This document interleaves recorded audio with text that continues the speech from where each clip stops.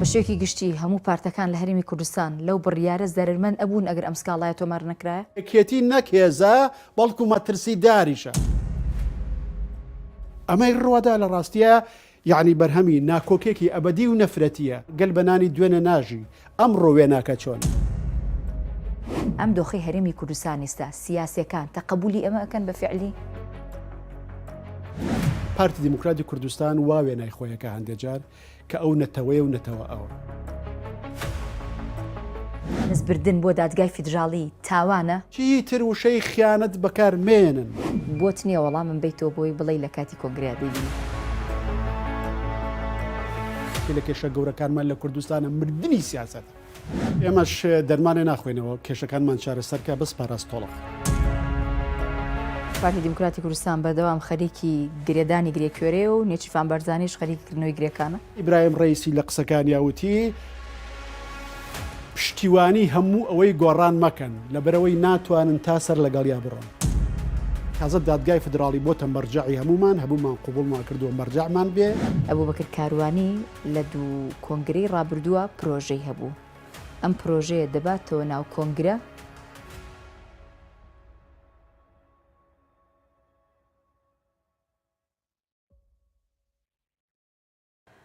سڵاوتان لەبێت و ئەم کاتتان باش. من خونچەتەهام لە شارپرێسەوە. ئەڵلقەی ئەم جارە بابەتەکان زۆر گەرم و گوڕن. گۆڕانکاریەکان هێندە خێرا ڕوودەدەن کە فریای هەندێکیان ناکەوین بتوانین بەپی پێویست حەقی خۆی بدەیتێ و شرۆڤەی لەسەر بکرێت. هەڵبژارنەکانی هەرێمی کوردستان لەبەر دەرگایە. هاوڵاتیانی هەرێمی کوردستان و بەشێکیش لە حیزبەکان زۆر سەرقاڵن کە دەچنە نێو کەمپەینی هەڵبژاردنەوە. بەڵام لەلایەک پارتی دیموکراتی کوردستان لەگەڵ هەندێک لایەنی عێراقی سەرقاڵی ئەوەن کە خۆیان ئامادە بکەن بۆ دواخستنی هەڵبژاردن. هەر ئەمڕۆژ لەم ساتەوەختەی ئێمە قسەی تیاکەین کۆمیسیۆنی باڵای سەربەخۆی هەڵبژاردنەکان سەرجەم کاروبارەکانی تایبەت بە هەڵبژاردننی وەستاند کە بێگومان ئەمە بۆ خۆی کارێکی چاوەڕوان کراوە. بەڵام ئێمە هەمومان پێکەوە چاوەڕێی دادگای فیدراڵین لەگەڵ کۆمیسیۆن پێکەوە بێنە سەر هێڵ کە هەڵبژاردنەکان بەو شێوازەی هەیە لەسەر ئەو سکاڵایی کە سەرۆکوەزیرانی هەرێمی کوردستان لە دادگای فیدراڵی تۆماری کردووە ئایا دەگەنە ڕێکەوتن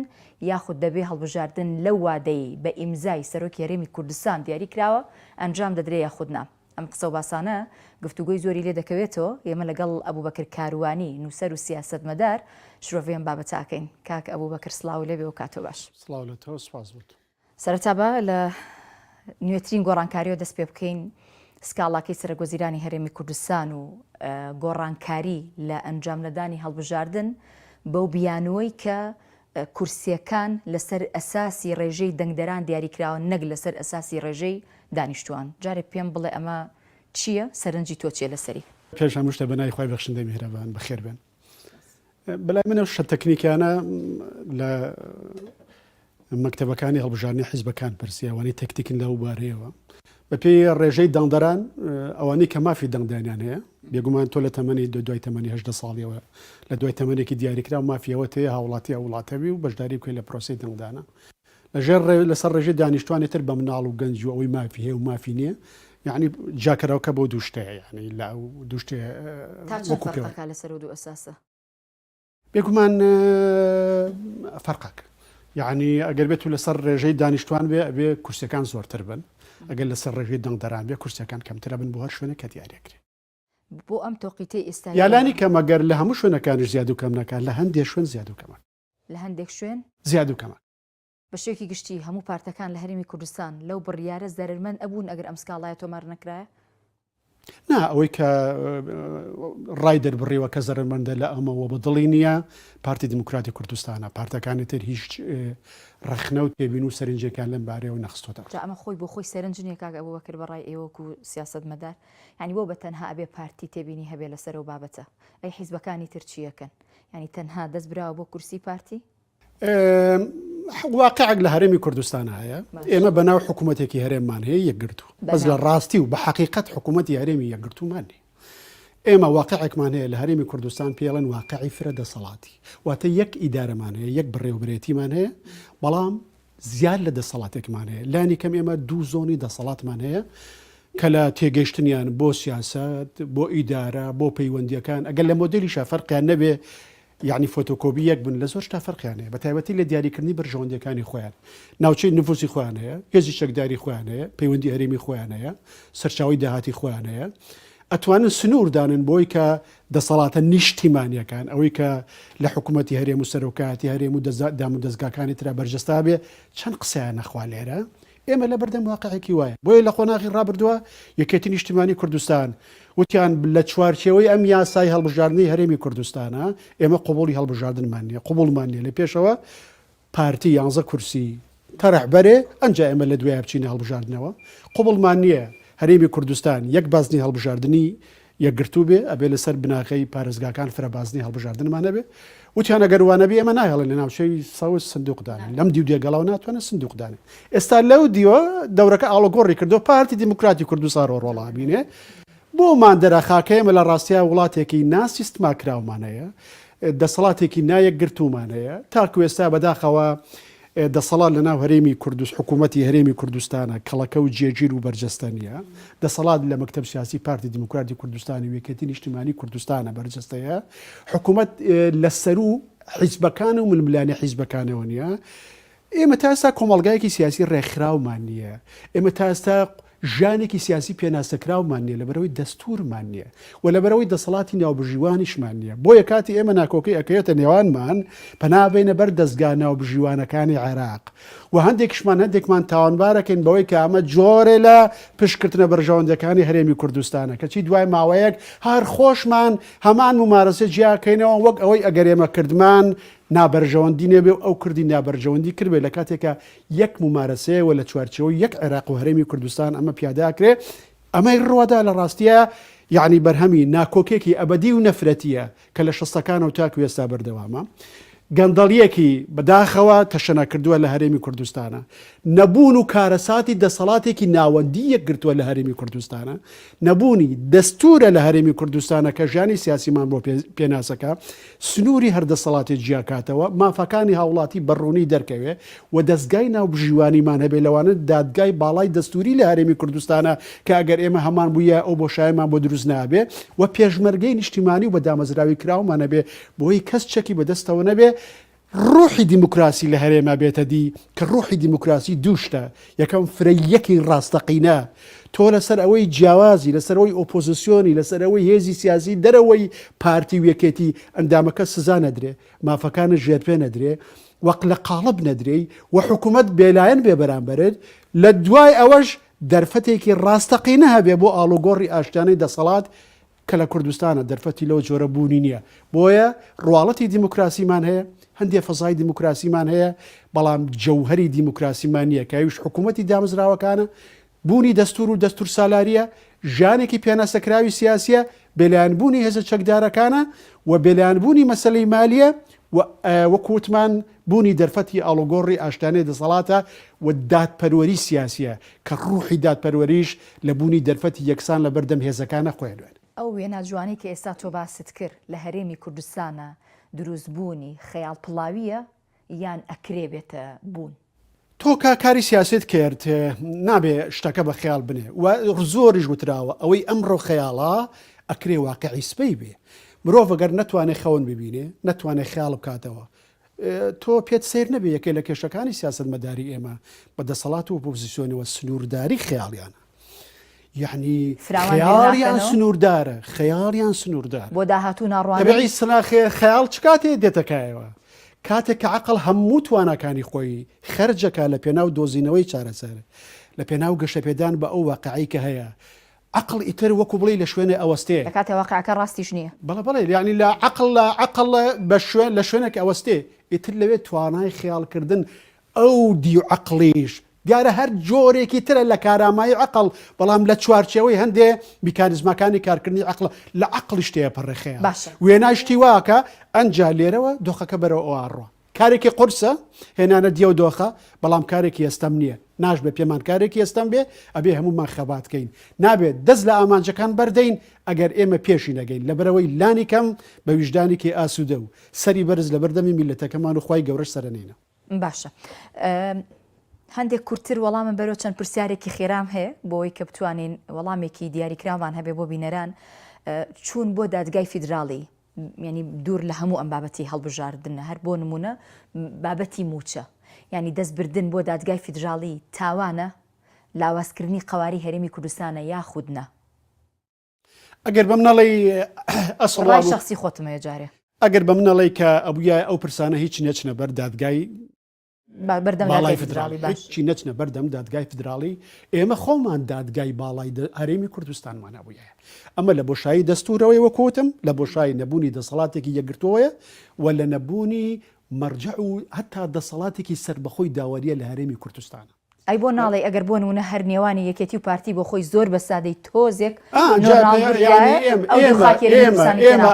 ئەگەر ناکۆکیە نەفرەت لێکراوەکە نەبووایە ئەگەر سنوورێکمان بۆ گەندەڵی هەبووایە ئەگەر پرۆژەیەکی ڕاستەقینەی نیشتیمانی دووبارە بیناکردنەوەی سیستمی سیاسی و چاکسیازیەکمان هەبووایە لە ئاستێکی معقولە و بە شێوەیەکی بەرپرسانە و شەفافانە و ڕوونانە مامەڵەمان لەگەڵ سەرچاوەکانی داهات و کۆکردنەوەیان و دابشکردنیان بەسەر سێکتەرەکان و ناوچەکان و ئەوانەیە ببووایە و هەندێک لە ناومێدی خەڵکمان کەم کردایەتەوە ئەو پەیوەندی خراپەی نێوان نخبەی دەسەڵات و خەڵکی کە لە ١٧ ناومێد وە تەنانەت ئۆپۆزیسیۆنیش بە نوێنەری سیاسی خۆی نازانێ لە کوی پرۆسی سیاسی لە هەرێمی کوردستانە ناومێدوە ئێمە پێویستیمان بەوە نەبوو لە ڕاستیە لێرە جا بوەستە ئاماژەیە بەچیە ماچینە بەردەمی دادگای فیدراڵی هەرێمی کوردستان لە بنبەستێکی سیاسی و قانونی حقیقیاژی بنبەستی سیاسی بەو مانایی کە ئەو نخبەی کە دەسەڵاتدارە لە هەرێمی کوردستانە توانای وەڵامدانەوە بە چارەسەری کێشەکانی نەماوە جێگرەوەیەکی ژنیە جێگای بگرێتەوە جا لەبەر لاوازی جێگرەکان بێ و بەڵام بەپلەی یەکەم لەبەر نەبوونی هەلومەرجی جێگرتنەوەی ئەڵتەرناتیف و جێگرەوەیەک بۆ ئەوان لەبەرەوە ئەچنە دەرەوەی هەرێمی کوردستان چاوەکان ئەچێتە دەرەوەی هەرێمی کوردستان خۆزانش ئەوێش چارەسەری لانیە بەشێکی بۆ سزادانی ئەمان بەشێکی بۆ سوکردنی قورسایی کێشەکان ئەگەنا بە بڕای من سەرنجام عێراقیش وڵاتێکە ئاسان نیە تۆ چارەسەری ڕشەی تیا بدۆزیتەوە خۆی بەدەست جۆرەها کێشەی قورسی بنیادیەوە ئەناڵێنێ بۆیە ئەبێ دوای ئێمە باژەکانی قورسایی یەک وشەم ئەوێ لەبەری پرسیاری دوای ئەمەی لەسەر بکەم یعنی کەواتە چوون بۆ دادگای فیدراڵی بۆ خۆی هۆکارە بۆ لاوازکردنی قەواری هەرێمی کوردستان لەگەڵ یایدیان نە من پێم بڵێ یان نەخێر بەڵێ پێم بڵێ بڵێ یان نەخێر ئەکرێ لە هەندێک چوارچێوەیە جۆری بەکارهێنانی دادگای فیدراڵی هۆکارێک بێ بۆ لاوازکردنی هەرێمی کوردستان بەڵام خۆمان لێپسراوین لە ئەو لاوازکردنە نە خەڵکێکیت باشە چکم خۆمان چوینە بەردەمی دادگا و واقعێک لە هەرێمی کوردستان تۆمارکردنی ئەم سکاڵایی سەرگۆزیرانی هەرێمی کوردستان لە دادگای فیدراڵی زۆرێک لە بەرپرسەواڵەکانی پارتی دیموکراتی کوردستان بە دەنگی بەرز هاواریانە کرد کە ئەمە یەکێتی دەیکا لەدبوونی تەنها بینی نێوان یەکێتی و پارتی نیە بەڵکو دۆخێکی وا نەخوازرا و هێنێتە پێشێ لە هەرێمی کوردستان کە هەرگیز کەسمان چاوەڕێمان نەکرۆ پرسیارەکەی من لەوەیە گرتنەبەری هەمان ڕێگا لەلایەن پارتی دیموکراتی کوردستان و سەرگۆزیرانەکە و بۆ حکومێکە لە پشکی ئەوانە یەکێک لە نووسرە دیارەکانی هەرێمی کوردستان دوێنێ شۆنووسی بووی دادگای فیدراڵی بۆ حیزبە کوردیەکان هەم دەردە هەم دەرمان وەسفێکی زۆر جوانە هەم دەردە هەم دەرمان ئێمەش دەرمانێ ناخوێنەوە کێشەکانمان چارەسەرکە بەس پاراستۆڵق لێنە ڕاستە بەس ئازارشکێنە خۆی بۆی ئازارەکانمان تۆزەکەن دووبارە سەر هەڵدەدات من چەند ساڵ لەمە پێش زۆرم نووسیوە لەسەرەوەی کە کوردستان بە عەقڵی دۆخی لە ناکاو بەڕێواچ عەقڵی دۆخی لە ناکاو یعنی هەوڵەدا دۆخەکە بە تەواوەتی لەوە زیاتر دانەڕوخێ بۆ خوارەوە ئەگینا چارەسەرێکی ڕیشەی کێشەکان کردنەوەی دەرگای بەرەو پێشچوونێکی زۆرتر ومێک جێڕانەوە بۆ جەماوەر دووبارە بیناکردنەوەی سیستەم لە گۆڕیانێ بۆیە لە ڕاستیە ئەوەی پارتی دیموکراتی کوردستانی ژێکا حەقوایە ببێ بە خاڵێکی بەخۆیان چۆنەوەی پارتی دیموکراتی کوردستان واوێ نایخۆیەکە هەندێک جار کە ئەو نەتەوەیە و نەتەوە ئەوەی ئەوەیکە ئەوە تاکە دیدگا و تێڕوانین و خوێندنەوە و ڕابەکردنی بەرژەوەندە نەتەوەیەکانی بەشی نەتەوەی کوردە لە کوردستانی باشوور کاڵین گەلی کوردستانی باشوور و پێچەوانەی ئەو خوێندنەوە و ڕاوەوە هەڵوێستانە لە دەرەوەی دیدگا و بەرژەوەندی گشتەکانی هەرێمی کوردستانە ناکرێ ئەمڕۆ پارتی یەکێکی تر ئەچێتە بەردەمی دادگای فیدراڵی مانایەکی بۆ بە ئەمە ئەچێتە بەردەمی دادگا مانایەکی پێ بە ناکرێت دوێنێ دادگای فیدراڵی بە محکمەی شۆڕش وەسفکەی محکمەی شۆڕش تەبیعی تێڕوانی نییە تەنها بۆ دژایەتی حیزبێک تێڕوانینە بۆ دژایەتی هەموو نەتەوەی کورد تێڕوانینە بۆ ئەو دادگای کە شۆڕژێڕەکانی هەموو حیزبەکانی کوردستان و تێکڕای شۆڕشی کوردی لەبەردەما یعنی محکومەکە بە ئیعدام و لە سێدارەدان و بە حکمی هەتایی و بە چەوسانە و وەڵامدانەوەی ئەگەر یەک تۆ ئەگەر بەلا بکە ئەگەر ئەمە وایە بۆ مەرجعیەت بۆ ڕەوایەتی ئەدەیتەوە بە دادگاکە بۆ ڕەوایەتی ئەدەیتەوە بە دادگا لەبەرەوەی کە تۆ ئەم جارە ئەڕووی بۆ دادگاکە و ڕەنگە دۆخێکی دیاریکراویش کە خۆت دەستە بەشداربووی لە دروستکردنیە هۆکار بوو بەی ناچاربی پەنابەری تا ئەو دادگایە لەبەرەوە تۆزە تەحەفوزتر تۆزێک کەم پڕۆپاگەنتر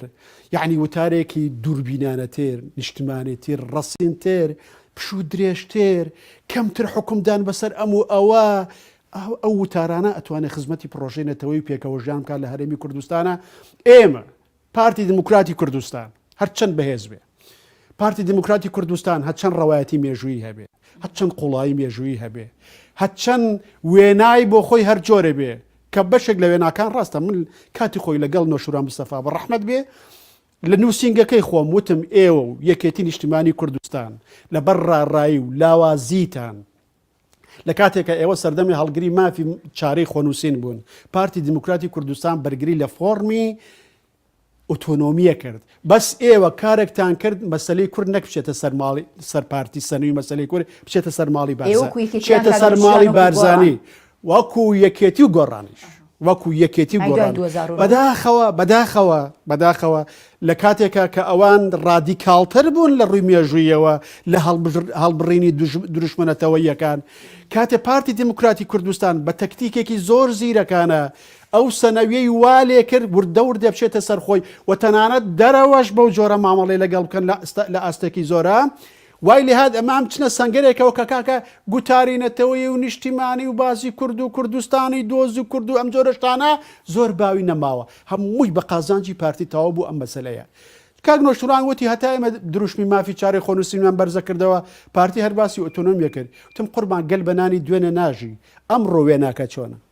ئەمڕۆ سەیری وێناکە کە وێناکە چۆنە بەهۆی غەڵەت ڕافەکردنەکانی ئێوە و یەکێتی نیشتیمانی یەکێتی و گۆڕان هۆکارن لە دروست هۆکارن بە تایبەتی لە 15 ساڵی ڕابردووە کرد بەڵام پارتی دموکراتی کوردستانیش ئەبێ ئەوە تێبگە 70 ساڵی ڕابردوو ئەوەی سەلمان پارتی بە تەنیا ناتوانێت نوێنەرایەتی مەسلەی کورد بکە پارتی ناتوانێت بە تەنیا ناسیۆنالیزمی کوردی بێ و زوتنەوەی نەتەواتی کوردی بێ پارتی ناتوانێت بە تەنیا بەرجەستەی ڕۆحی کوردکە تۆ هەر بەجددیەتی بڵێ پارتی واکە بڵێ پارتی و دیدەی لایە تا ڕادەیەکی زۆر کە پێی وایە ئەو دیگەڵۆ ناتوانێت بە ئیسراەتوانێت ئەگەر پارتی لە دەرەوەش تا ڕادەیە گوا مامەڵی لەگەڵا بکەن وەک میراتگیری بزوتنەوەی نەتەواتی کوردی ئەگەر وێنایی بۆ خۆشی وابێ لە ناوخۆ سیرکە پارتی حیزبێکە لە ناو حیزبەکان سەرۆکی پارتی سەرۆکی حیزبێکە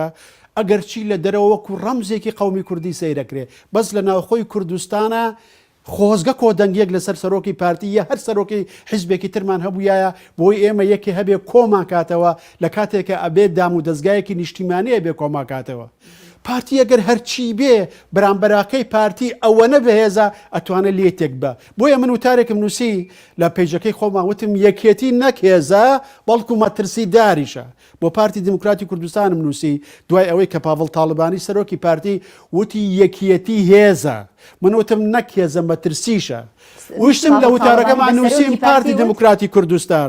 بە جددی یەکێتی بگرە یەکێتی وەکو تۆ هێزی هەیە ناوچەی نفوزی هەیە هاوپەیمانی اقلیمی هەیە یەکێتی یعنی تاران یعنی حەشتی شعبی یعنی بەغا لەبەرەوەی هەرگەمەیەک تەبێ ئەتوانێت لێت تێکدا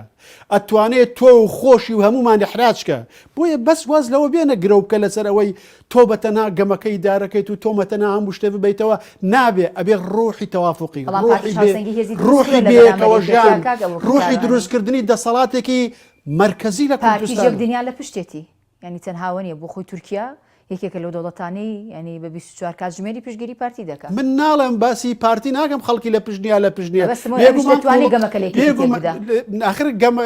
یەکێتی بەداخەوە یەکێتی وای لێ هاتووە وەک خاوەنی ئەجێندا دەرناکەوێت یعنی یەکێتی وا دەرەکەوێت لە قەیرانێکی ناسنامەیەژی لەبەرەوەی کە خاوەنداریەتی پرۆژە نیشتیمانیەکەی تا ڕادەیەکی زۆر لە دەستدا یعنی لە دەستیاوە ئەمە لاوازیە بۆ یەکێتەکان چۆن بیری خۆیان بیرەکەنەوە من نازانم دەرەوەی یەکێتان هەتا ئۆپۆزیسیۆن بە گوێرەی پێویست نەیتوانی شەڕی بەدەستێنانێ بەشێ لە گوتارە نیشتیمانیەکە بکە و مەسلەی ئۆپۆزیسیۆنی کورد کردەوە لە مەسلەی گەندەڵی و ئەوە دەزرا و ئەوە خورا لە وڵاتێکی کەرکەرت و بێدەستور و بێدادگای سەربەخۆ نەیان هێشت کاگە بکرە و دوشتە زۆری فەرقە نەیتوانی خۆی نەیتوانی ئەو بەس پەیوەندی بە گوتارەکە چکم ئەویان گوتارە ئەویان پەیوەندی بە بەرامبەرەکەتەوە نییە ئەسڵم بەرامبەرەکە حەزی کرد کە ئۆپۆزیسیۆن وابێ حەزی کرد و ئیشیشی لەسەر ئەوە کرد لە ڕاستیا بە جۆرە لە جۆرەکان بەڵام ئۆپۆزیسیۆن خۆی ئامادەگرتنی قبولکردنی ئەو دید و فشاری هەبوو کە وێنایەکی وای لێ بگیرێ کە ئەو وەکو بڵی سەنەوی مەسلەی نیشتیمانی و نەتەوەی زۆر بە ناوی ئەمانەوە نییە ئەمان جەخ دەکەن لەسەر مافەکانی هاوڵاتی و گەندەڵی و دزران و خوران و ئەمەت هەنگاوێکی هەڵەبوو بەڵێ ینی ئۆپۆزیسیۆن بوون دوای چەند ساڵێک بەشداریکردن لە دەسەڵاتە پێکەوە دروستکردنی کابینی حکوومەت بەڕای تو ئەمە بۆ خۆی هەڵەبوو کانی وای لە دەسەڵات کرد بە جۆرێکی ترسەری ئۆپۆزیسیۆن ئەگەر لە منە پرسی ئەگەر یەکێتی و پارتی دو هێزی لێ پرسراو بوونایە ئامادەی بیناکردنەوەی سیستم بوونایە لەم کوردستانەیە لە وڵاتی کە پێشتر وەسفم کرد لە وڵاتێکە دەستوری تیانە بێ هێزی نیشتیمانی تیانە بێ میلیشای حیزبی تیا بێ دەسەڵاتی لۆکاڵی هەبێ حیزبەکان دەسەڵاتدار بن لەم وڵاتەیە لە سای ئەم هەلومەرجەیە نەدەسەڵات مانای دەسەڵاتە بێ نیمچە دەسەڵاتمانە بێ دەسەڵاتی کەرت و پەرتمانە بێ نە ئۆپۆزیسیۆنیش مانای ئۆپۆزیسیۆنێ بێ ئەسڵ وایە لە وڵاتێکی لەو جۆرەیە دۆخێکی ڕاگوزەری 5-6 ساڵیمان هەبێ هەمومان پێکەوین ڕێککەوین لەسەر نووسینەوەی دەستورێکی تەوافقی لەسەر بیناکردنەوەی سیستم لەسەر کۆتایی هێنان بە زۆری زەرد و سەوز لەسەر دروستکردنی دەسەڵاتێکی ناوەندی لە هەرێمی کوردستانە لەسەر پرۆژەیەکی نیشتیمانی بۆ چاکسازی لە کایە جۆرا و جۆرەکان هەرێمی کوردستانە لەسەر دروستکردنی دام و دەستگا و چوارچێوەی هاوبەش کە بەرگەی منافەسە حیزبەکان بکرێ و نەهێڵێ لەسەر هەموو شتێ جیاواز بنکەیترەوە کۆتایی بوونمانە وەکو گەلێک و تەنانەت وەکو هێزی سیاسی لێپسراویش لەو کاتە بە دواوە ئێمە ئەتوانین ئۆپۆزیسیۆن و دەسەڵاتمانە بێ لێرە کاکە دەسەڵاتی چی؟ لێرە دەسەڵاتی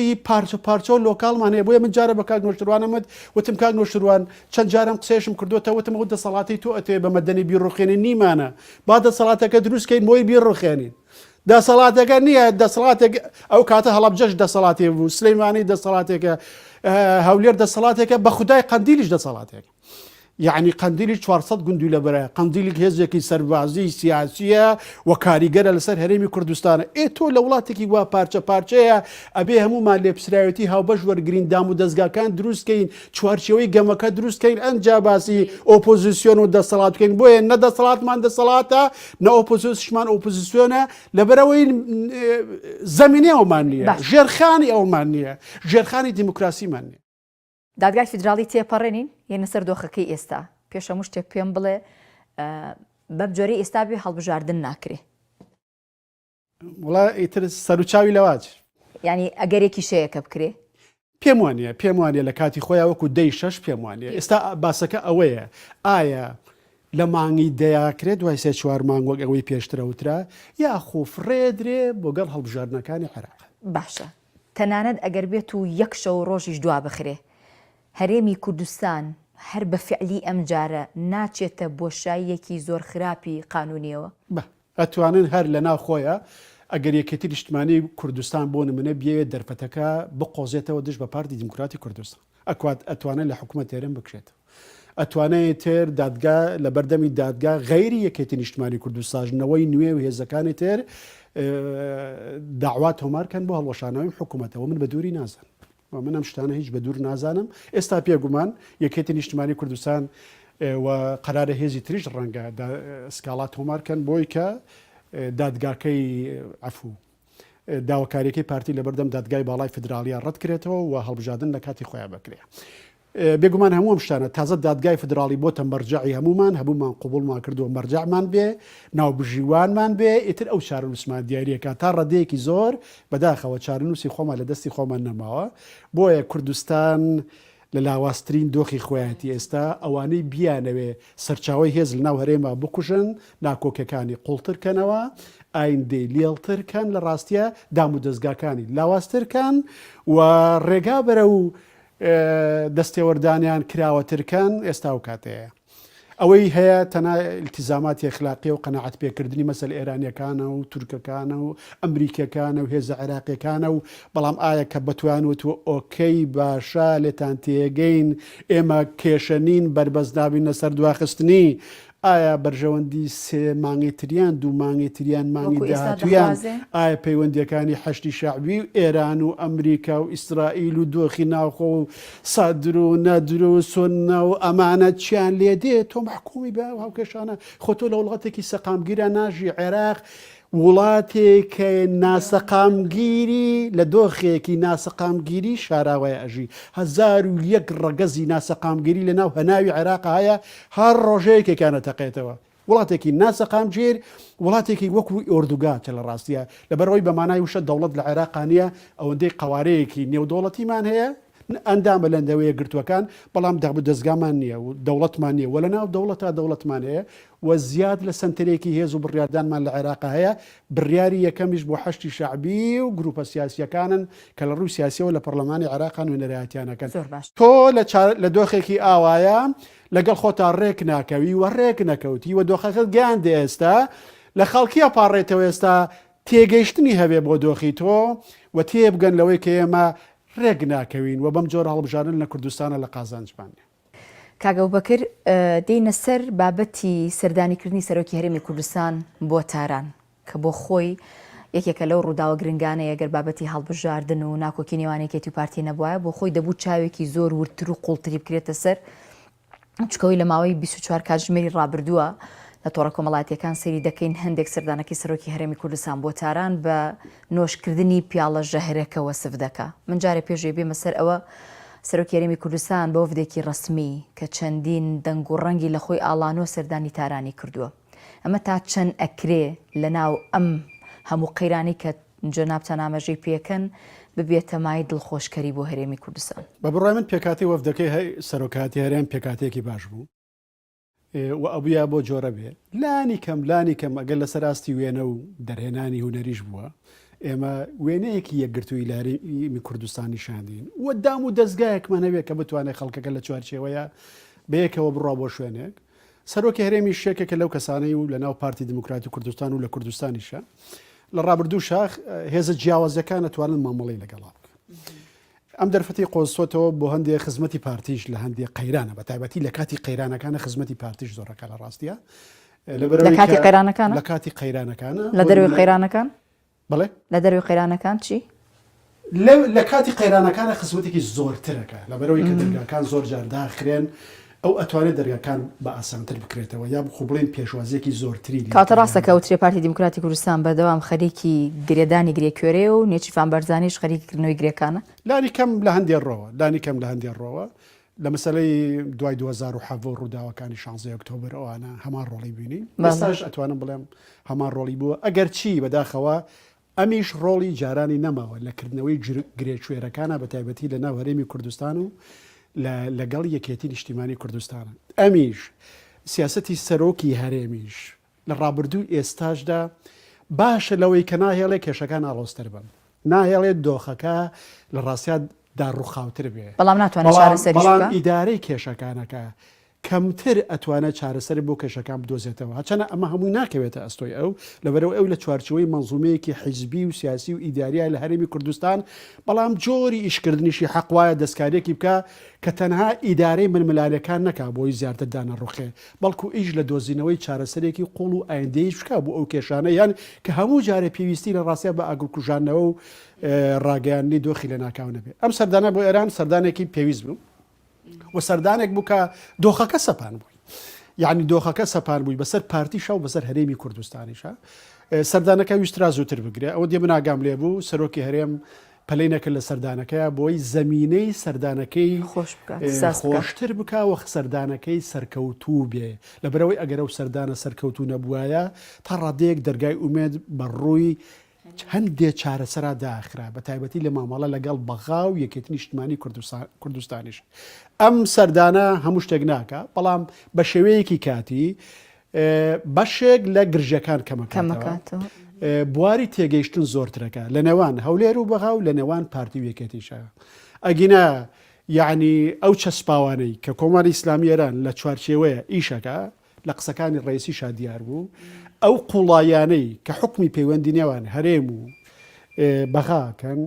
ئەو ڕەهەندە کێشاویانەی کە حکمی پەیوەندیەکانی پارتی وێکێتیەکەن پێویستیان بە دەستکاریکردنێکی قوڵ و استراتیژی و هەمەلایانە هەیە بەم جۆرە سەردانانە چارەسەر ناکرێ ئەمە زیاتر بۆ کەمکردنەوەی گرژیەکان و جوانتر و عەقڵانیتر ئیدارەکردنی ململایانەکانە بۆی تەقینەوەی لێ ڕوونەدا لە ڕاستە یا دابەشبوون و کردبوون و شتی ناخۆش لێ ڕوونەدا بۆیە ئیبراهیم ڕەیسی لە قسەکانی وتی ئێمە کە پێویست بوو گفتوگۆکەین پێویستیش بوو سارۆخە تەقێنین ئێمە ئامادەین پەرە بدەین بە پەیوەندی ئابوووریەکانمان لە ئاستێکی بەربڵاوترە و ڕۆڵێکی گەورەی هەبێ هەرێمی کوردستان بەڵام لێتانی شتێک نەچێ بناغێ ئەم پەیوەندیانە مەسەلە ئاسایشەکەیە بۆیە جۆرێک لە پەیوەندی نوێ ئەگەر کۆماری ئیسلامی ئێران پەیوەندێکی ئاساییتری هەبێ لەگەڵ هەرێمی کوردستانە و لەگەڵ هەولێر پارتی دیموکراتی کوردستانە بە دڵنیایەوە کێشە بۆ هەرێمی کوردستان کەمترە بێ لەبەرەوەی درۆن کەمترە نیاندرێ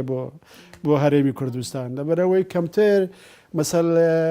کاتۆشاندرێ بە فلان شوێن و بە فلان شوێنەوە کەمتر کێشمەکێش بۆ بودجە و بۆ موچە و بۆ شتوا دروست کرێ لەبەرەوە بە هیچ جۆرە ئێمە لە واقعێکی هەرێمایەتی و عێراقی و هەرێمی کوردستانی و نێودوڵەتی وایە ئەژین پەیوەندەکانی نێوان هەرێم و بەغا دابڕاونی لە پەیوەندەکانی نێوان بەغا و تاران و هەولێر و تاران تا ڕادەیەکیش هەولێر وەنقەرە بۆیە تاکتیکی پارتی دموکراتی کوردستان ئەوە بوو کە پێشوازێکی شاهانە لە ڕەجەب تەیب ئەردوگان بکە ئەو پەیامە پێشەکی بوو هاندانی تاران بوو بۆ ئەوەی پێشوازێکی شاهانە لە نێچیروان بەرزانی بکرێت ئەگەر لە ڕووی پرۆتۆکۆلیەوە سەرەتاوانە بوو بەڵام لە ڕووی ئەو ئامادەسازی کە کرا دانیشتانی کردی لە ڕاستەیە پەیوەندێکی لە ئەستێکی بەرزە و جۆرە لە پەیوەندیەکە کەرنەڤاڵی بوو بۆی تای تەرازۆکە جارێکتر ڕاستکاتەوە لەبەرەوەی پارتیش بۆ ئێران گرنگە ئێران ئێوێ پارتی و پانتایەکی جوگرافی و ئیدیاری و سیاسی و سەربازی یەکلاکەرەوە بێ بۆی لە چوارچەوەی بەرەی مەقاومەتی ناوچەکەیە ناوێ پارتی ببێتە سەرێشە لەبەرەوەی پارتی بووە سەرێشە ئەکرێ سەدریش زیاتر ببێتە سەرێشە ئەکرێ سونەکان هاتە زیاتر ببێتە مەسەلەی سنجار ببێتە سەرێشە ئەکرێ ڕێگای ئێران بۆ ئەکرێت بواری دەستێوەردانی ئەمریکەکان تورکەکان عەرەبەکانزۆرترە بێ ئەمە لە بەرژەوەندیانی لە ڕاستە لە بەرەوەندی کۆماری ئیسلامی باشەیەکی تر لەو تەوەرانی کە باس کراوە کە دەگوترێکێک لە پەیامە گرنگەکانی سەرۆکی هەرێمی کوردستان بۆ تاران باز لەوە کات کە هاتنی ئەمجارەی ڕەجەب تەیب ئەردۆگان فشارێکی زۆری کردووە لە پارتی کە دەبێ بێتە ناو معادلەی شەڕکردن و دەرکردنی پارتی کرێکارانی کوردستان لە ناو خاکی کوردستانە و بۆ خۆی پارتی گوایە ئەوەی ناوێ تاران دەتوانێت ئەو ڕۆڵە بگێڕێ بەفعلی ینی ئەو ڕۆڵە بگێڕێ کە نەهێڵێ تورکیا ئەو فشارە زۆرە لەسەر پارتی دیموکراتی کوردستان بکە ینی تاران ببێتە نێوەندگیریەک بۆ کەمکردنەوەی فشارەکانی تورکیا لەسەر پارتی دیموکراتی کوردستان کە دەیە پەلکێشی جەنگێکی بکە لە ناو خاکی هەرێمی کوردستانە جارە بە یەک بنەما و یەک پرەنسیپ باسکەین ئاماژە پێ بکەین کە حکمی پەیوەندیەکانی نێوان یەکێتی و پارتی کردووە لە دەیان ساڵی ڕابردووە و کە بەداخەوە زۆربەی شەڕی ناوخۆ بووە هەر لە 65ەوە شەڕی لە 64 شەڕی ناوخۆ دەست پێەکە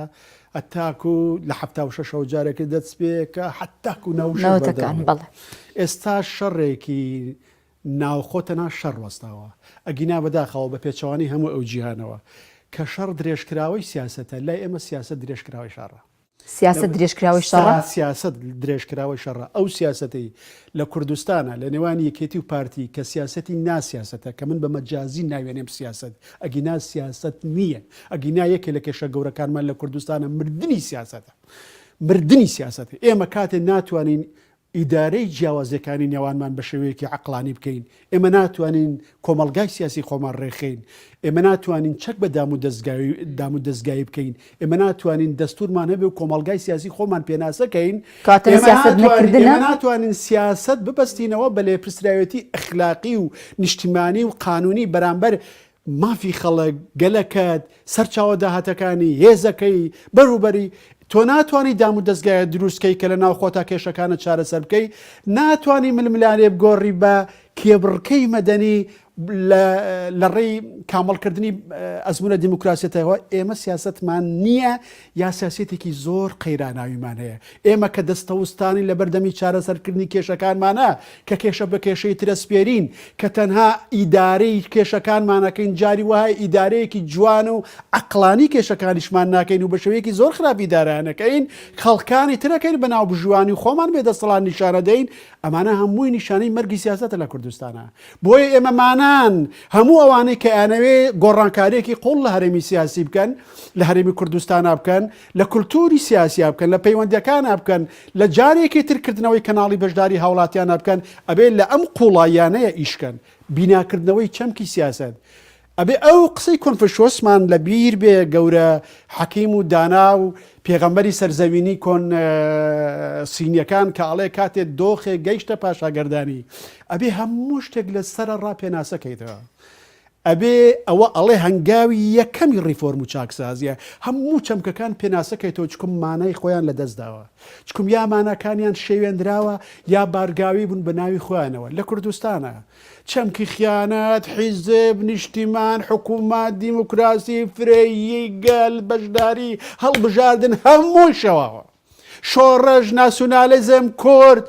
وێ من لە وتارێکان نووسیم چیتر وشەی خیانەت بەکارمێنن لەبەر وشەیەکی بێکەڵک و سواوە هیچ ناوەڕۆکێک و ئاماژەیەکی نیشتیمانی تیان نەماوە ئەوەی لای تۆ خائینە لای بەرەمبەرەکەت قارەمانە بۆیە ئێمە دەستگایەکی نیشتیمانیمان نییە نەپێناسی خائینمان بۆ بکە لەبەرەوەی دەستورمان نییە دادگایەکیشمان نییە کاتێ ئەو دەستورە بە حکمی ئەو دەستورەیەکی خائین دەرچوو و تاوانی گەورەی بەرامبەر نیشتیمانەکەی کرد لە بەردەمی ئەو دادگایە بوەستێ ئیتر بەکاری مهێنن هەتا لە وتارێکتران نووسیم خیانەت بۆتە ماف لە هەرێمی کوردستانە لێ تۆ خیانەتت کردووە جا بەرامبەر هەندێک لێدوانی دوای ڕووداوەکانی 16 ئۆکتۆبەر لە کەرکووکان نووسیم تۆ خیانەتت لێ کردووە منیش مافی خۆمە خیانەت لێ بکەمەوە ئیتر وڵات لە ئارایە نییە گەل لە ئارایە نییە پرۆژەی کوردستانی لە ئارایە نییە چارەنووس و بەناوی ئەوەوە قساکرێ بۆ ئەو قسە ناکرێ لەسەر حسابی ئەو قساکرێ هەموو شتەکان ئەبن بە ئامراز لە کاتێکا بێ ئامانج بن کەواتە ئێمە لە دۆخێکی ناخلاقیە ژین لەو کاتەیە بە تعبیرەکەی و پێناسەکەی کاند بۆ ئەخلاق کاڵێ لە هەر دۆخێکدا مرۆڤ بوو بە ئامراز ئەوە دۆخێکە ناخلاقیە لەبەرەوەی مرۆڤە بێ بەردەوام ئامانجمێنێتەوە خۆ گروپە مرۆڤیەکانیش لەوانەش نەتەوە ئەگەر بوو بە ئامراز بۆ سیاسەتی حیزبێک بۆ سیاسەتی گروپێکی خواردنەتەوە ئەوە دۆخێکی ناخلاقیە لەبەرەوەی ئەو ئەبێ بە ئامانجمێنێتەوە تەنها بە زمانیش بە ئامانجکردن نا ئەبێ بەکردەوە بە ئامانجمێنێت باشە کاک ئەبوبەکر لە ماوەی ڕابردووە ئێمە بینیمان کە پەرلەمان تەمەنی خۆی درێژ کردەوە و کاری خۆشیە کرد هەتا هاتن گوتیان پەرلەمان ناشەرعیە و دەبێت دابخرێت تا ئەو کاتی هەڵبژارد نەکرێت ئەو هەڵبژاردنەی کە نایەتە بوون و کەسیشمان نایبینین ئەگەر دوای ئەم دۆخە دادگای فیدراڵی سەرۆکاتی ئەنجومەنی وەزیران و دام و دەستگا شەرعیەکانی تریژ وەها لێ بکە بە دۆخەکە و بە دەردەکەی پەرلەمانیان بەرێ دەبێ هەمویان پشتنەوە ماڵەوە یان ئەوەن تا داوا بکات دەستەیەکی کاتی بۆ بەڕێوەبردننی کاروبارەکانی هەرێمی کوردستان تا ئەو کاتی ڕۆژی هەڵبژاردن دیارریەکەن ئەم دۆخی هەرێمی کوردستان ئێستا سیاسیەکان تەقبولی ئەمە ئەکەن بە فعلی ئێمە بێ واقعێک لەبەرچاو بگرین قوارەی هەرێمی کوردستان شەرعیەتی لە دەستوری عێراقا وەرەگرێ شەرعیەتی لە دەستوری شتێکەیە لە دەستوری عێراقا پێڵەن قوارەی هەرێمی کوردستان ئەوە دەسەڵاتەکانێتی ئەوە سنووری کارێتی ئەوە مافەکانێتی ئەوە میکانیزمی مامەڵەکانێتی ئەوەش ئەرکەکانێت باش لە بەرامبەرە کە ئەوەی کە دادگای فدراڵی ئێستایکە یەکمان ئێمە ئەبێ بڕۆمان بە شتێکە بێت کە لە عێراقا پەشیمانبوونەوەیەک لەو دەستورە هەیە بە تایبەتی لە سەرەتای فدراڵی هەیە و نەیانهێش عێراق ببێ بە فدراڵی بەسرەیەکان هەوڵیاندا نەیانهێشت ئەنبار هەوڵیانە نەیانهێشتەکان هەوڵیاندا نەیانهێشت لەبەرەوەی تەنانەت سەرۆکی ئەم دادگای فدراڵیە لە ئوردون وتی ئەوە ئێمەین ناهێڵین عێراق بێ بە فدراڵی و یەکی لە ئیشەکانمان پارێزگاریکردنە لە یەکێتی خاکی عێراق کە نابێت لێدوانی وا سیاسی با سەرۆکی دادگا بە هیچ جۆرێ ئەو ئیشی لە چوارچەوەی قانونا و تەفسیرکردنی دەقی قانونە و دەستورویبوونی نادەستکردنی قانونیەکانە نەک ئەو ڕۆڵە سیاسیە بەس بەکردەوە ئەو ڕۆڵە سیاسیا بینی و یەکێ لەو ڕۆڵانەی ئەیبینێت تەفسیرکردنەوەی دووبارەی بەشە لە دەستورەکانی عێراقا بەڵام لە بیرمان نەچێ واقعی پێشووی هەرێمی کوردستان هەمووی لە چوارچەوەی دەستوری عێراق جێی نابێتەوە هەمووی لە چوارچەوەی عێراقت بۆیە کە هەرێمی کوردستان ئەڵێ دەستور مەرجع بێ ئەوێ حسابی ئەوەش بکە لە ڕاستیا کە بەشی لەوەی ئێستا هەیەی نەیمێنێ بە بڕوای من ئەتوانن هەر لە چوارچەوەی ئەم دەستوری ئێستایە و بە ئیشکردن بەم ڕێڕەوەی ئێستای تەفسیرکردنی دەقەکانی دەستور لەلایەن دادگای باڵای فدرالیەوە زۆرش لەدەست هەرێمی کوردستان بسێنەوە لەوانەش هێزی پێشمەرگە لەوانەش هێزی پێشمەرگە لەوانەش جۆرێکتر بیر لە پێکاتەی سنوور بکەنەوە هێزی سنوور بکەنە مەسەلەی دام و دەستگە هەواڵگرەکان لە عێراقا هێزی پێشمەرگە مەرجعیەتی چێتە مویلەکە ناڵەن بەشەکە لە مەنزومەی ئەمنی عێراق زۆر باشە ئەبێ سنتەری فرمان پێکردنیشی لە بەردەستی هێزە چەکدارەکانی عێراق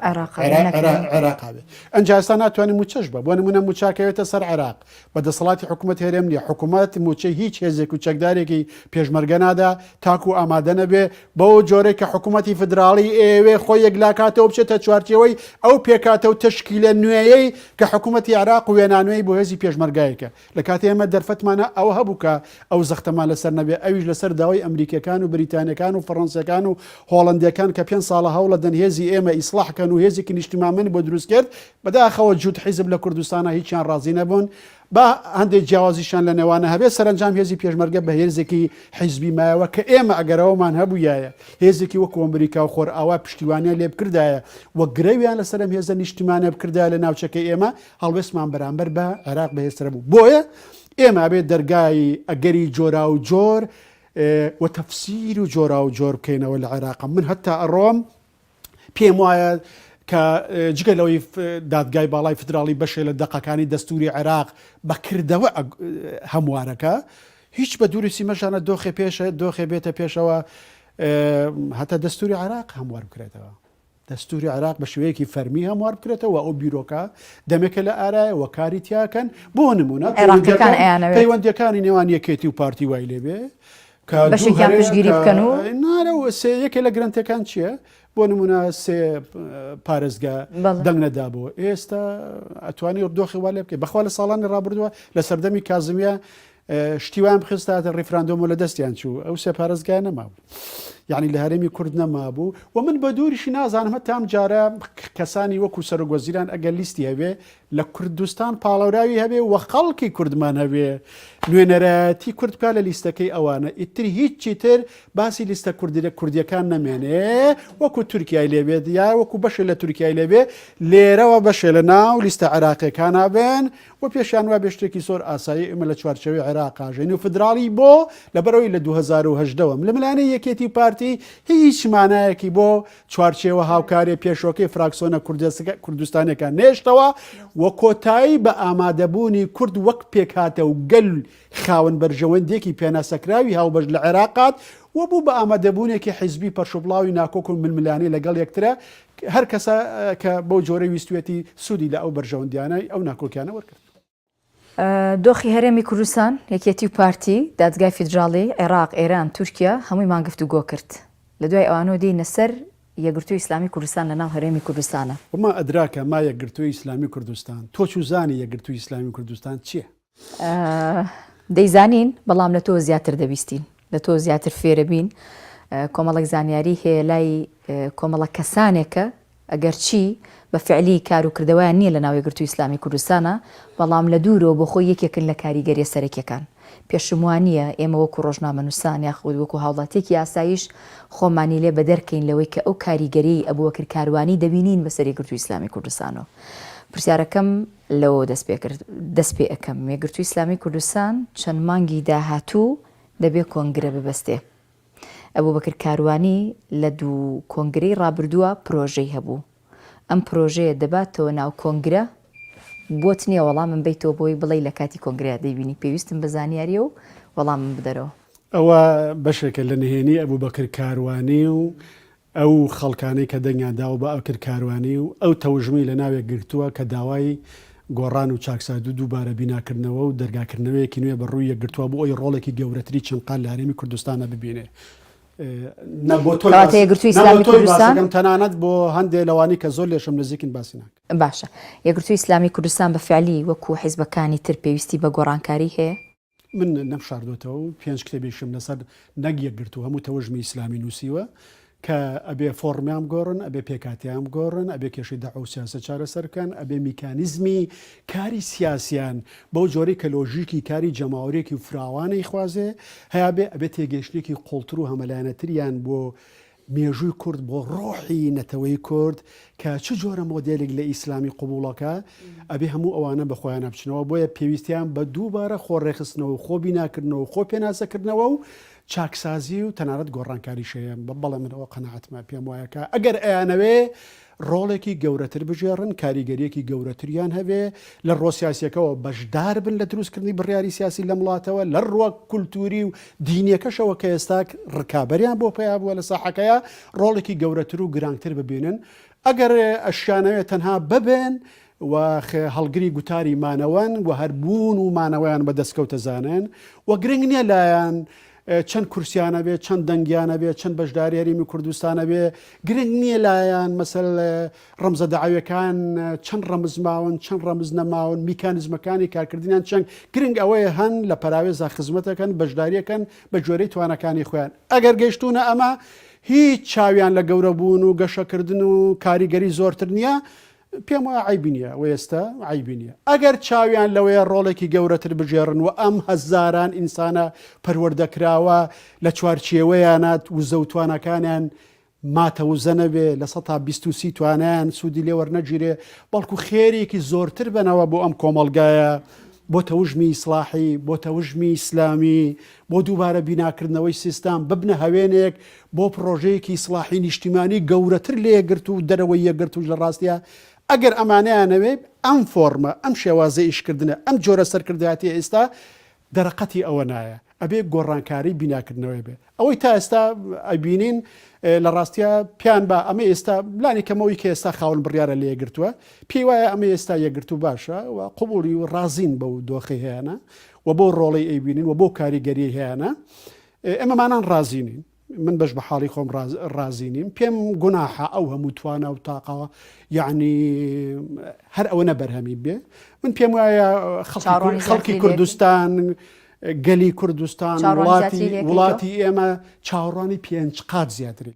5 قات زیاتری لێک و من پێم وایە ئەو توانایە ئەتوانێ 5 قات 6 قات زیاتر لەوەی ئێستا لە ڕووی سیاسی لە ڕووی فەرهەنگی لە ڕووی ڕۆحی لە ڕووی فکری لە ڕووی جەماوەری تەنها لە ڕووی بانخوازی و مەوعیزەی ڕوتیشەوە لە ڕاستیە خزمەت بە هەرێمی کوردستان بکە کە خەریکە بۆشایی دروستە بێ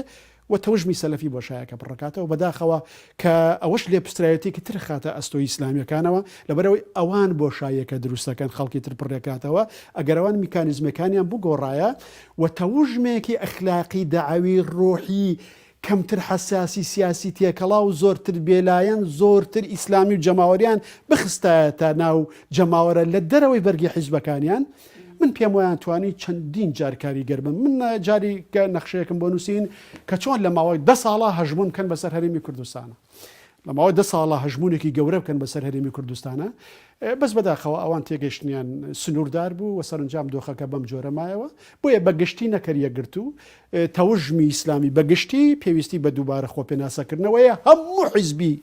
کوردی پەیوەندی هەموو دۆخەکەمان پەیوەندی بەڵام ئێستا ئەمە کە قسە لە سەرەوانەکەین ئیسلامیەکانەکەین ئەمێ پرسیاری ئەوە بکەم ئێستا ئەم دۆخەی ئێستای هەرێمی کوردستانی تایە هەلێک نییە بۆ کۆی ئیسلامیەکان بتوانن دەنگێکی ئیسلامی یەکگرتو دروست بکەن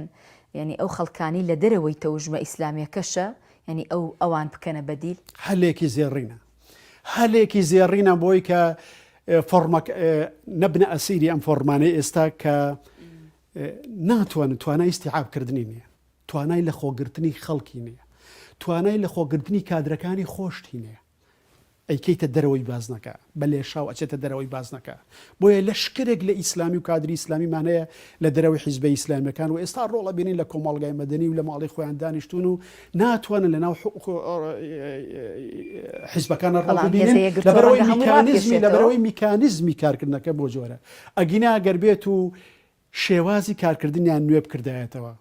توانا ئیسلامیەکەیان تێکەڵ بەیەک کردایە حیزبێکی محافیزەکاری پاشخانە ئیسلامیان نیشتیمانیان دروست کردایە جێگای خەڵکی ئیسلاحی و ناڕازی و عەدالەت خوازی دەرەوەی خۆشیانی تیا بوویاتەوە با ئەوان زۆری نەبووە لە ئینەکە بە ئەوان لە 16 ئینەکە بووینە دەشکرا لە زۆری 140 خەڵکی تر بووایە بە بڕای منیانتوانی زۆر ئیشکەن و من ئەمە لە 2015 بۆ لێپستراوی کاروباری حکوومەت و پەرلەمان و ئەو کاتە من پێشنیارم کرد لە مەسلەی سەرۆکایەتی هەرێمە وتم ئێوە مەبەستە یەکگرتووە وتم ئێوە یەکگرتو دوایی هەمووی ئیسلامیەکان من پێشنارێکتان بۆکە پشتیوانی هەموو ئەوەی گۆڕان مەکەن لەبەرەوەی ناتوانن تا سەر لەگەڵیا بڕۆن پشتیوانی هەموو ئەوەی پارتیژ مەکەن لەگەڵەوەی ناتوانن هەتا سەر لەگەڵی بڕۆن و هەمووشی ڕاز نییە ئێوە هەندێلەوەی گۆڕان بێنن هەندێلەوەی پارتی سێمیکی خۆشتانی تێکەڵکەن دیدێکی نوێ هێڵێکی سێمی سیاسەتکردن لە کوردستانە بخەنە ڕوو یعنی دەرفەتە ئێوە خۆتان وەکو کەسێتێکی خاوەندیدی جیاواز و هێزێکی نوێ لە کوردستانە دەرخەن و خزمەتێکی گەورە ئەکەن لە کۆتایهێنان بە ئەم بازنە داخراوە قەنگ خواردووەی ململانەی سیاسی کە لە ڕاستیا 50-60-70 ساڵە بەردەوامە بەداخەوە نەیانتوانی بە قسەیان نەکردم دوایی نانەزانی چۆن لە دۆخەکە بێنە دەرەوە کە بوونە قوربانی کە لە دوایی ئۆپۆزیسیۆن و لەوانەش گۆڕان یەکگرتویان کردە قوربانی لە مەسلەی 5/5ەکەیە تەبیعی من پێش ئەوەی کە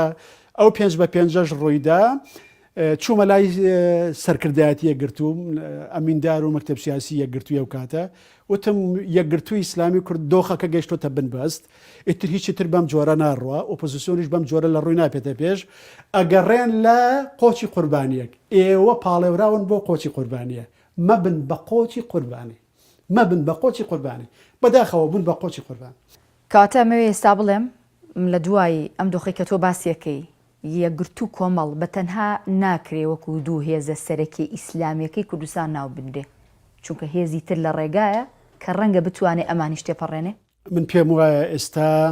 تەوژمێکی ئیسلامی ناحیزبی کاریگەر بە بانگەشەی سەلەفی لە کوردستانە هەیە مەزنیە سەلەفی بن لە ناوینەی جەرگای بکە ئیسلامێکی گشتی هەیە زۆر لە ئیسلامیەکان بەقوترن جۆرە لە مەترسیش دروستەکە لەبەرەوەی لەژێر کۆنتترۆلی ئیسلامیەکانە نەماون لەبەرەوەی ئیسلامیەکان هەرچۆنە بێ پارتی سیاسی ئەبێ لێ پسرایەتی سیاسی لە ئەستۆ بگرێ ئەگەر لەبەر خاتری خۆشی بێ بۆیە بوونی ئیسلامیەکان لە کاتی داعشە زۆر خزمەتی واقعی کوردستانی کرد توانی کەمترین خەڵک کاریگەر بێ بە داعش و بچنە داعشەوە لەبەرەوەی ئەمان کۆنتترۆلی گۆڕەپانەکان تا ڕادەیەکی زۆر بەدەستا بوو ئێستا تا ڕادەیە لە دەستیان داوە و وریان نەبین لەسەر پێچێکە لە سای ئەم نائومێدی و بێڕوئایی و نەبوونی هیچ پرۆژەیەکی فکری و سیاسی بەدیلی نائیسلامی لە ساحەکەیە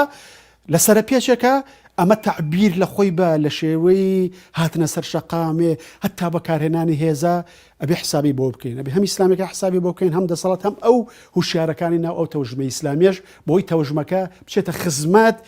بیناکردنەوەی ئەخلاقی و ڕوحی ئینسانی کورد و دواڕۆژی کورد و جەماوەری کوردچکو هەموو موسڵمانێ هەموو ئیسلامێک ئەبێ لەوە تێبگە ئەگەر جیهادمانای هەبێ لە ناو میلەتەکەی خۆمانە مانای هەیە وە گەورەترین جیهادی ئیسلامێکی کورد ئیشکردنە بۆ ڕزگاری میلەتەکەی خۆی بۆ بیناکردنی میلەتەکەی خۆی بۆ سیستمێکی عادیلانە لە هەرێمی کوردستانە پاراستنی کورد بەڕووی دەرەوەیە پاراستنی دادپەروەری بەڕووی ناوەیە و بەشێک بوون بە ئیسلاحخوازی ئەگەر مانایەک بۆ ئەخلاقی ئێمە هەبێ ئێمە چێمان لەگەڵایە ئەخلاقی ئیسلامی خۆمانی پیشاندین ئەخلاق پێویستی بە ئینسانە بە کۆمەلگایە بەوانەی ترە کە لەگەڵیان بجۆڵێنەوە ئێمە ژینگەی ئەخلاق و نیشاندانی ئەخلاقی ئیسلامی خۆمان تەنها میلەتەکەی خۆمانە شار و گوندەکانی خۆمانین خیاڵ نەمان با بۆ ئەم وڵات و ئەو وڵات و ئەو قەزیە و هاوسۆزین لەگەڵ فەلەستین هاوسۆزین لەگەڵ کشمیریەکان هاوسۆزین لەگەڵ هەر مسلمانە لە هەر شوێنێکی ئەم دنیاە مافەکانی خوێ بێ حرمەتی پێکرێ ئەگەر بۆمان کرا یارمەتی برسیەکانیان نەدەین دوعای خێریان بۆکەین بەڵام کاری سیاسیمان محکومە ئیسلامیەن بە دیاریکردن و پێناسەکردن و پارێزگاریکردن لە بەرژەوەندەکانی میلەتی خۆمان ئەگینا کارەکەمان مانای نامێنێ و لە ڕاستیان لە ئەچینە چوارچەوەی دەرەوەی ئەخلاقیشەوە ئەگەرچی خۆمان بە ئەخلاقێکی زۆر زۆر گەورە پێناسەکەینە هەرێمی کوردستان ئێستا لە لێواری قەیرانێکایە کە خۆشی نازانێت چۆن لی دەرەچێ نازانین داهاتوومان چۆنە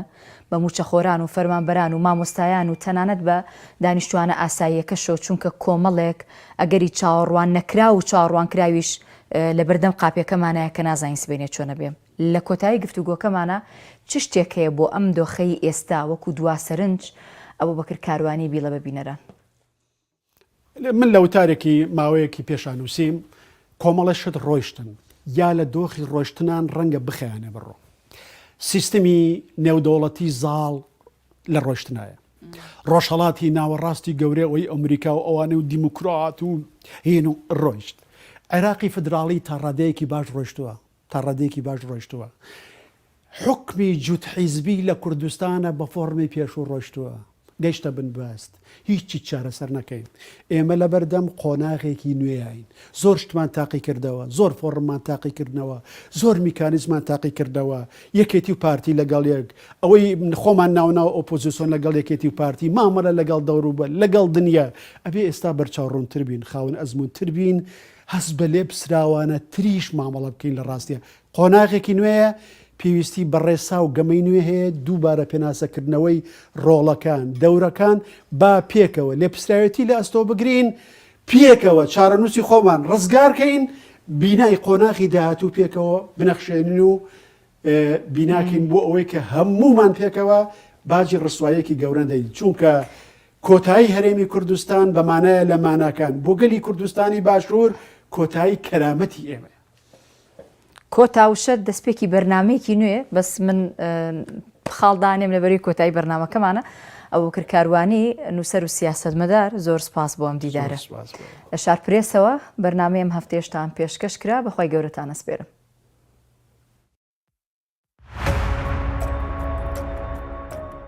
بەشێکی گشتی هەموو پارتەکان لە هەرێمی کوردستان لەو بڕیارە زەرمەند ئەبوون ئەگەر ئەم سکاڵایە تۆمار نەکرایە کێتی نەکێزە بەڵکو مەترسی داریشە ئەمەی ڕوادا لە ڕاستیە یعنی بەرهەمی ناکۆکێکی ئەبەدی و نەفرەتیە گەل بەنانی دوێنە ناژی ئەم ڕۆوێ ناکە چۆن ئەم دۆخی هەرێمی کوردستان ئێستا سیاسیەکان تەقبولی ئەمە ئەکەن بە فعلی پارتی دیموکراتی کوردستان وا وێنای خۆیەکە هەندێجار کە ئەو نەتەوەیە و نەتەوە ئەوە نزبردن بۆ دادگای فیدراڵی تاوانە چیتر وشەی خیانەت بەکارمێنن بۆت نییە وەڵام من بیتەوە بۆی بڵێ لە کاتی کۆنگریا دەبینی لە کێشە گەورەکانمان لە کوردستانە مردنی سیاسەت ئێمەش دەرمانێ ناخوێنەوە کێشەکانمان چارەسەرکە بەس پاراستۆڵق پارتی دیموکراتی کوردستان بەردەوام خەریکی گرێدانی گرێکوێرێ و نێچیفان بەرزانیش خەریکردنەوەی گرێکانە ئیبراهیم ڕەیسی لە قسەکانی یاوتی پشتیوانی هەموو ئەوەی گۆڕان مەکەن لەبەرەوەی ناتوانن تا سەر لەگەڵیا بڕۆن تازە دادگای فدراڵی بۆتە مەرجەعی هەمومان قوبوڵمان کردووە مەرجەعمان بێ ئەبوبەکر کاروانی لە دوو کۆنگرەی ڕابردووە پرۆژەی هەبوو ئەم پرۆژەیە دەباتەوە ناو کۆنگرە